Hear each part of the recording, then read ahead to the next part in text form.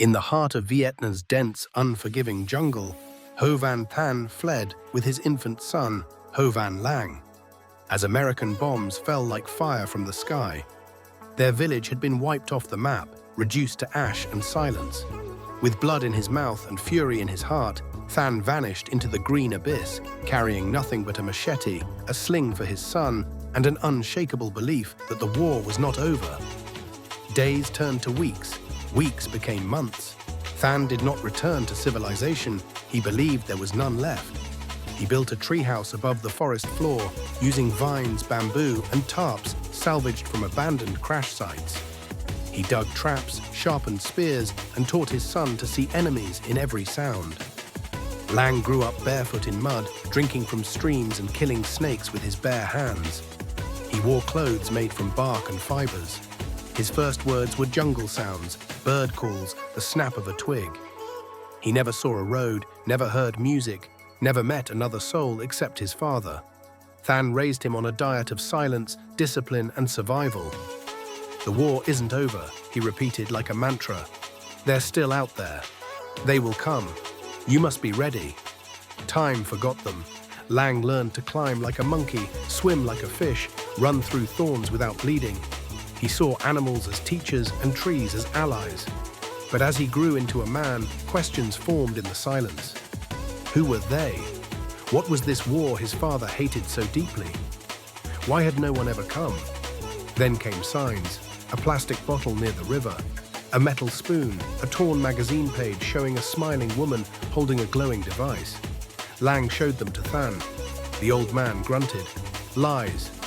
Enemy traps. Do not touch. But Lang kept them, hidden in a hollow tree, and wondered. One day a strange noise echoed through the jungle. A motorbike, distant but real.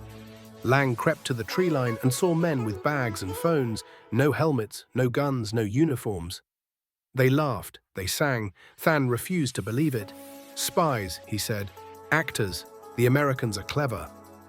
Lang felt something shift. That night, he watched the stars and listened not for enemies, but for truth. Years passed. Lang kept exploring farther. One morning, while foraging, he was spotted by a farmer. The man shouted. Lang froze, then vanished. But the farmer told the village what he had seen. A wild man in rags, barefoot, scarred, with eyes like stone. A search team entered the forest. Than saw them first. He grabbed a spear, hid in the canopy, and waited. Lang saw them next. They had food, radios, water bottles, no weapons drawn. He approached, trembling. They spoke gently.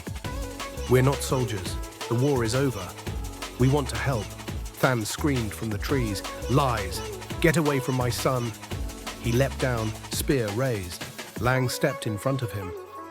"Father, stop! Look at them!" But Than was shaking, torn between fear and rage. One soldier lowered his gun and removed his vest. "We're not enemies," he said.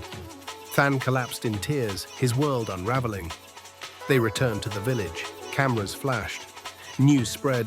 Vietnamese man and his son found living in jungle after 40 years.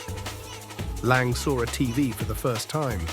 He saw cities, planes, concerts, fireworks. He saw footage of the fall of Saigon. The war had ended decades ago. Lang walked through markets with wide eyes, overwhelmed by color, sound, machines. He held a soda can like a relic. People stared, some laughed. He didn't care. He felt like a ghost in the world his father had tried to protect him from. Than struggled to adapt. His lungs weakened, his mind frayed. He spoke less and less until he sat silent most days, staring at walls or trees. Lang took care of him until his final breath. After Than's death, Lang returned to the jungle, not to hide but to remember. He stood beneath the canopy where their home once stood and planted a young tree. He placed his father's rusted spear in the ground like a gravestone. He whispered, "You kept me alive.